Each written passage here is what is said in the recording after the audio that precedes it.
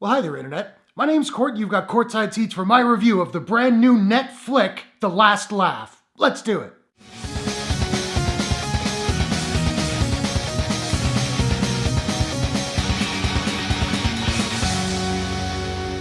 The Last Laugh is a comedy from director Greg Pritikin and Netflix. The movie stars Chevy Chase, Richard Dreyfuss, Andie MacDowell, Kate Micucci, Chris Parnell, and Louis Black. When retired talent manager Hart is reunited with his first client, Buddy Green, a comic who quit show business 50 years ago, he convinces Buddy to escape their retirement community and hit the road for a cross-country comedy tour. Now let me just start by saying, yes, I am cognizant of the fact that I am not the target market for this movie. This movie was not made for me, and while I didn't love it, there was some good stuff in there, so let's talk about it. Now, admittedly, I have never really been a terribly big fan of Chevy Chase, but he does have some really genuinely solid, good acting moments in this movie. He also has some very bizarre ones where it's kind of like, what is Chevy doing right now? There are a lot of scenes where he looks totally spaced out, and sometimes that works in context, and other times it really doesn't, and it's just like a baffling acting choice. But he does have really solid chemistry with Richard Dreyfuss. Speaking of whom, I really liked Richard Dreyfuss in this movie. He's the emotional heart of the story, and his sarcasm and enthusiasm are really infectious. And while I didn't find that much of the humor in the movie landed for me, every time Richard Dreyfuss's character is on stage doing his stand-up, I was smiling. Every time. Now, this movie is really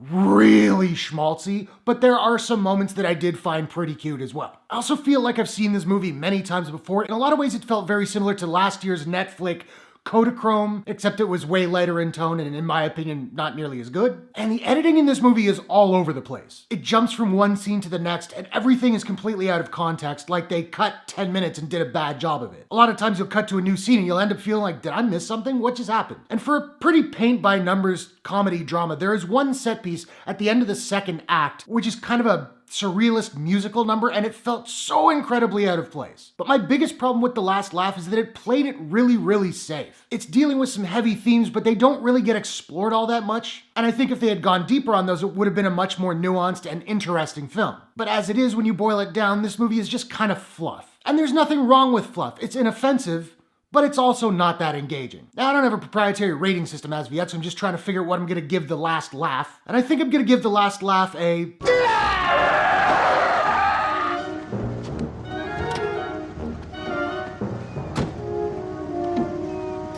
Are you saying you'd rather work mornings?